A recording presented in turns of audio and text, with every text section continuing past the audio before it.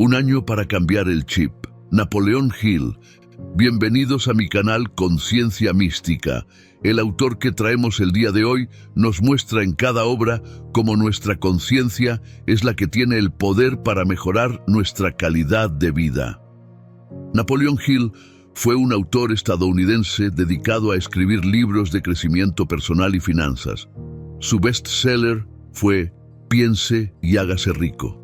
Sin embargo, ha escrito varios libros donde se enfoca en el poder de los pensamientos positivos para mejorar nuestras finanzas. Autor de obras maestras de la literatura relacionada con el nuevo pensamiento, entre las que se encuentran La ley del éxito, La escalera mágica hacia el éxito, La filosofía del logro y el libro que analizaremos en el video de hoy, Un año para cambiar el chip. El autor nos muestra cómo si las personas trabajan durante cada semana del año, un elemento personal importante, podrán alcanzar el éxito y la consecución de las metas, como lo cita Judy Williamson. Cuando pones en práctica lo que crees, estás dando paso hacia tu futuro. Una persona con propósito y un plan es invencible si esta fórmula está bien apalancada. Este libro lo analizaremos de una forma distinta, ya que está resumido en 52 claves para hacer realidad lo que deseamos, así que los invito a ponerse cómodos para descifrar la primera clave de este libro. Clave 1. Una frase célebre de Napoleon Hill es la siguiente: la mente del hombre logra todo lo que concibe y cree. Este enunciado nos muestra una vez más cómo cada uno de nosotros tenemos un poder interior inmenso que nos conecta con el universo.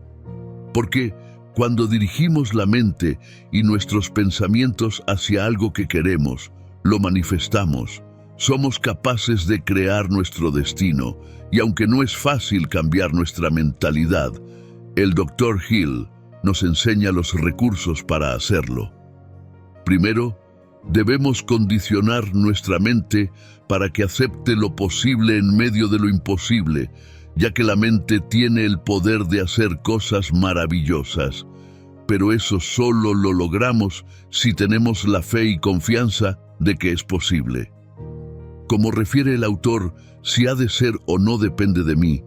Esto se debe a que somos nosotros quienes creamos la realidad de nuestra vida, en función de nuestras creencias, ya que, si tenemos fe y ponemos el sentimiento a lo que deseamos, eso se manifiesta. La fe es necesaria para alcanzar cualquier logro, solo si ponemos en práctica lo antes mencionado, para que demos el paso trascendental necesario que nos lleve a la manifestación. Concíbelo, créelo y alcánzalo. Ray Stendhal cita lo siguiente: en la vida tomamos muchas decisiones que no coinciden con nuestro propósito, pero ellas no tienen poder de permanencia y las olvidamos muy pronto. Las que sí concuerdan con nuestras metas y están plasmadas en nuestros objetivos, sí se quedan, porque son las realmente importantes para cumplir cada sueño.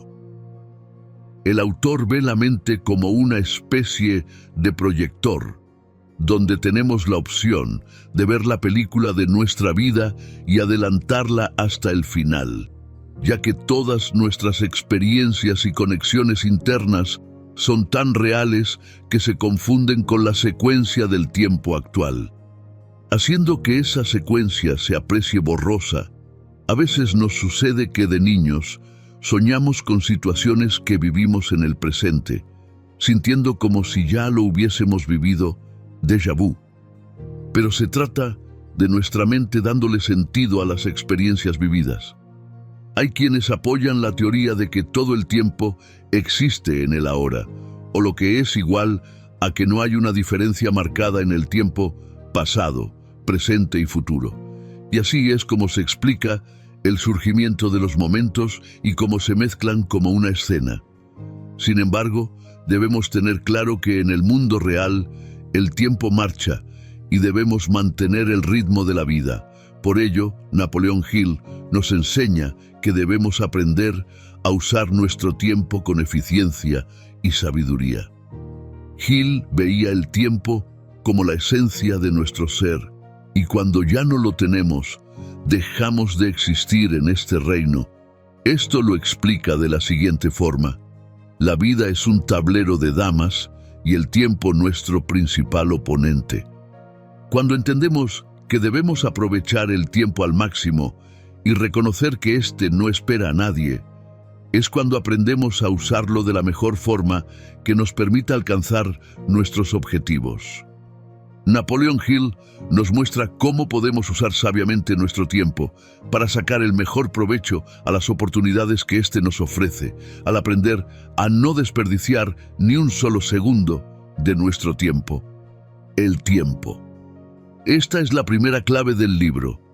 En ella considera al tiempo en forma lineal y lo divide en 3 partes: pasado, presente y futuro. El pasado se determina cuando nuestros pensamientos evocan el pasado. Esta capacidad de nuestra mente nos permite hacer una retrospectiva de las decisiones que hemos tomado y que nos lleva al punto en el que nos encontramos actualmente. El presente es el momento que estamos viviendo, el cual nos permite ver nuestro interior para darnos cuenta qué lecciones o aprendizajes debemos tomar en cuenta para este momento de la vida. El tiempo presente nos permite tomar las decisiones y acciones correctas para crear nuestro futuro. Es la parte del tiempo en el que podemos sacar el mejor provecho para hacer realidad la vida que queremos.